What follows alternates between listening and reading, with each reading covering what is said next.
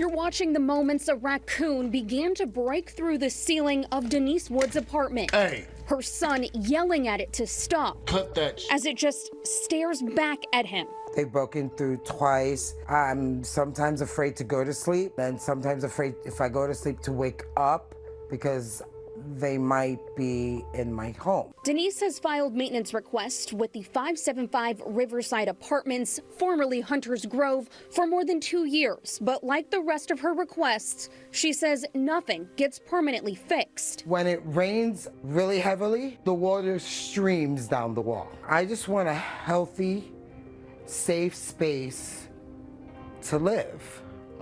And I don't think that's too much to ask for. She says her electricity bill tripled with a window air conditioner unit this summer after the raccoons damaged half of her vents. You know, I want my child to grow up in a safe, healthy environment.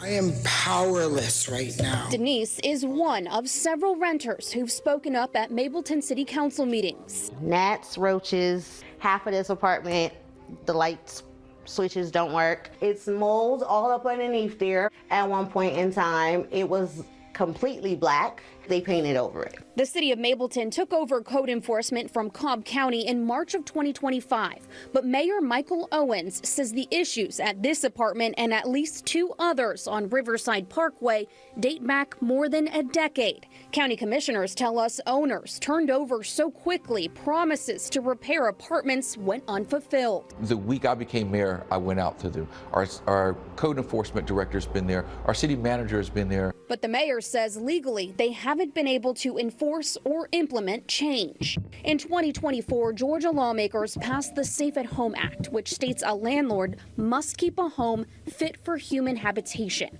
But Atlanta News First Investigates found without a definition for what's considered habitable, some renters in different apartments across metro Atlanta find themselves living in mold, roach infestations with partially collapsed ceilings and broken appliances. It fell a bit short. I view the Safe and Healthy Housing Act as filling that gap. It's taken a bold step forward, if I dare say, step forward where no one else has. The city passed the Safe and Healthy Housing Ordinance in September, defining habitable to include inadequate heating, electrical, or water systems, structural damage, roof leaks, infestations, mold or moisture, and more.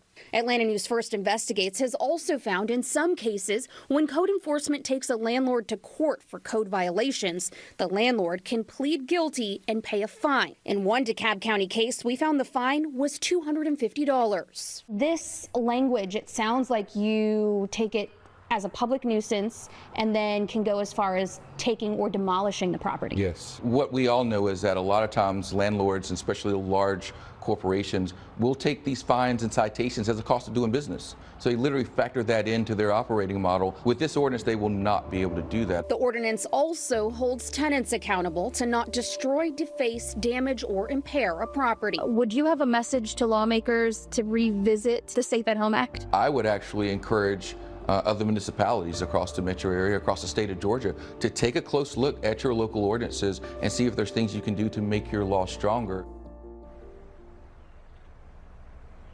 Now, we found that the situation with the complexes here in Mableton is complicated. There are several out-of-state owners listed on the court documents, but all 3 are in receivership. What that means is that these owners defaulted on their loans, causing the lender to place them in the control of a financial company to come in and take over. Now, none of these companies or the lawyers would talk to us about these apartments or what will happen with tenants. But the mayor says that they're currently looking into how they can take more action here and enforce the rules.